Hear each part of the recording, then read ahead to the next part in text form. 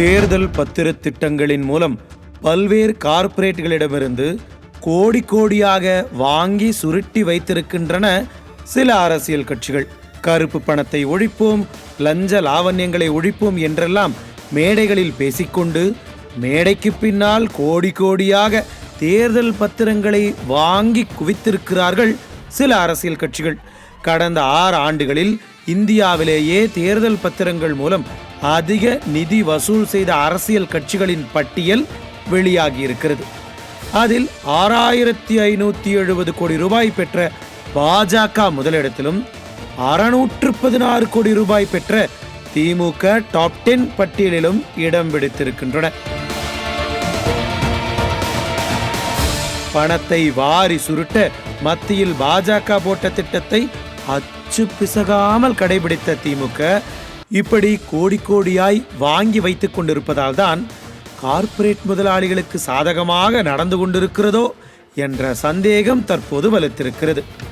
இந்த தேர்தல் பத்திர திட்டத்தை உச்சநீதிமன்றம் ரத்து செய்ததை மனதார வரவேற்றிருக்கிறார் எதிர்க்கட்சி தலைவர் எடப்பாடி கே பழனிசாமி.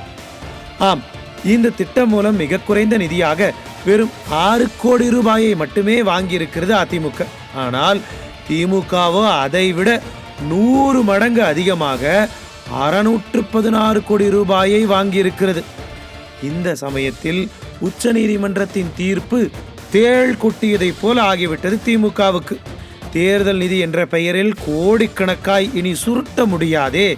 இந்த தீர்ப்பை வரவேற்கவில்லை என்றால் மக்களிடம் வசை வாங்க வேண்டுமே, என்ன செய்வதென்றே தெரியாமல் ஒரு வழியாக நாங்களும் வரவேற்கிறோம் என்று வழிக்கு வந்திருக்கிறது திமுக. பாஜக கொண்டு வந்த திட்டங்களை கண்ணை மூடிக்கொண்டு எதிர்க்கும் திமுக இந்த தேர்தல் பத்திர திட்டத்தை மட்டும் மாங்கென்று கடைபிடித்து வசூல் வேட்டை நடத்தியது ஏன்? தேர்தல் பத்திர திட்டம் அரசியல் அமைப்புக்கு முரணானது என்ற உச்சநீதிமன்ற தீர்ப்பை வரவேற்கும் ஸ்டாலின் பிறகு எதற்கு இத்தனை கோடியை வாங்கியிருக்கிறார் நிதியாக? கார்ப்பரேட்டுகளிடமிருந்தும் கருப்பு பணம் வைத்திருப்பவர்களிடத்தில் இருந்தும் காசை வாங்கி கொண்டு அவர்களுக்கு சாதகமாக நடந்து கொண்டிருக்கிறது திமுக. ஆக மொத்தத்தில் தேர்தல் பத்திர விவகாரத்தில் திமுக பாஜக ஆகியோரின் அண்டர் கிரவுண்ட் டீலிங் வெளியே வந்துவிட்டது என்பது மட்டும் தெள்ளத் தெளிவாகிறது. நியூஸ் ஜே செய்திகளுக்காக இணை ஆசிரியர் மனோஜ்குமார் கோபாலன்.